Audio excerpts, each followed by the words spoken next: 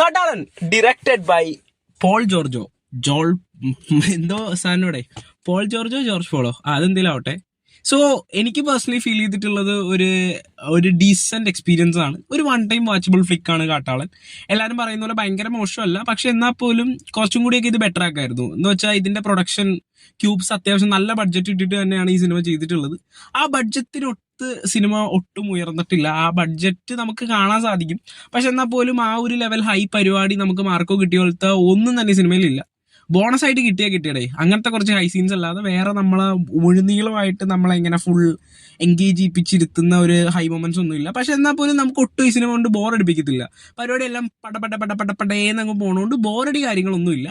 അതൊക്കെ കൊണ്ട് തന്നെ നമുക്ക് വാച്ചബിൾ ആയിട്ടുള്ള ഒരു ഫ്ലിക്കാണ്. ഒരു പോപ്കോൺ വാച്ച് എന്നൊക്കെ പറയത്തില്ലേ, ആ ഒരു പരിപാടി. വയലൻസ് ഒന്നുമില്ല, അങ്ങനത്തെ ഭയങ്കര ബ്രൂട്ടൽ ആയിട്ടുള്ള സീൻസോ പരിപാടികളൊന്നുമില്ല.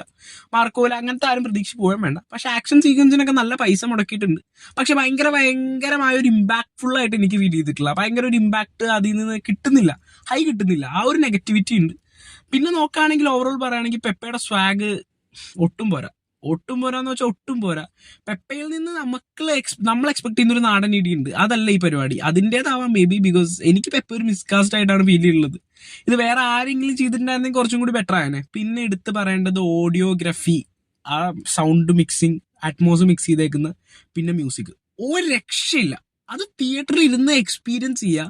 രവി ബസ്രൂർ ചെയ്ത് വെച്ചിരിക്കുന്ന സാധനം എന്നൊക്കെ പറഞ്ഞിട്ടുണ്ടല്ലോ, പീക്ക് സംഭവമാണ് പുള്ളി ചെയ്തു വെച്ചേക്കുന്നത്. അതൊക്കെ ഒരു രക്ഷയില്ലാത്ത പരിപാടി. പിന്നെ കാസ്റ്റ് ആൻഡ് ക്രൂ എല്ലാവരും പറയുകയാണെങ്കിൽ എനിക്ക് മോസ്റ്റ്ലി ഭയങ്കരമായ ഒരു എക്സെപ്ഷണൽ കാസ്റ്റിംഗ് എന്നൊന്നും പറയാനില്ല. കാസ്റ്റിംഗ് ഒക്കെ കുറച്ച് വീക്കായിട്ടാണ് എനിക്ക് ഫീൽ ചെയ്തിട്ടുള്ളത്. ഹനാൻ ഷാനെയൊക്കെ വെറുതെ പഴം പുഴുങ്ങിയ പോലെ കൊണ്ട് നിർത്തിയിട്ടുണ്ട്. ഒരു ഒറ്റ ഡയലോഗ് പോലും ഇല്ല. എൻ്റെ പൊന്നു വെച്ചാൽ ഈ വക പണിക്ക് നിൽക്കല്ലേ നിങ്ങൾ. ഒരു ഡയലോഗ് പോലും ഇല്ല. ഹനാൻ ഷാ ഫാൻസ് ഒന്നും ചെന്ന് കയറി കൊടുക്കല്ലേ, നിങ്ങൾക്ക് ഭയങ്കര ഡിസപ്പോയിൻമെന്റ് ആയിരിക്കും. പിന്നെ ഞാൻ പ്രതീക്ഷിച്ചിരുന്ന ആ ടൈലന്റ് പരിപാടി ഇറ്റ് വാസ് ഗുഡ്, എനിക്ക് പേഴ്സണലി ഇഷ്ടമായി. പക്ഷെ എന്നാലും ഭയങ്കര എക്സ്ട്രാ ഓർഡിനറി അല്ല. ആ ക്യാമിയോ കൊള്ളാം, അതേ പ്രതീക്ഷ മാത്രമാണ് ഞാൻ പോയത്. പക്ഷെ എന്നാലും ബോണസ് ആയിട്ട് പടത്തിൽ അവിടെ ഇവിടെയൊക്കെ കുറച്ചൊരു നല്ല സീൻസ് ഒക്കെ ആയിട്ട് ഓവറോൾ ഒരു വാച്ചബിൾ ഫ്ലിക്കാണ്. സോ താല്പര്യം ഉണ്ടെങ്കിൽ കണ്ടു നോക്കുക. അപ്പോൾ ബൈ.